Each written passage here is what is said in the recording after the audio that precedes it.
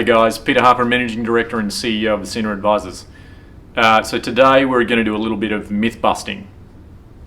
There's been a huge amount of misinformation on the internet pertaining to the availability of the disaster relief program and the payroll protection program for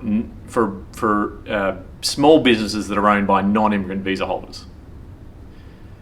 This has resulted for two reasons. Firstly, the initial form that was issued by the SBA themselves seemed to have a very specific question that said that unless you're a citizen or a permanent resident, then you shouldn't apply for the payroll protection program.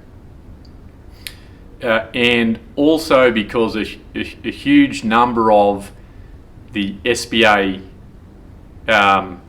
7 lenders that exist in the marketplace, so these are commercial banking institutions that write that currently have historically written SBA normal SBA loans, have made the internal decision not to lend to businesses that are not at least 51% owned by permanent residents or citizens. There is nothing in the guidelines that restrict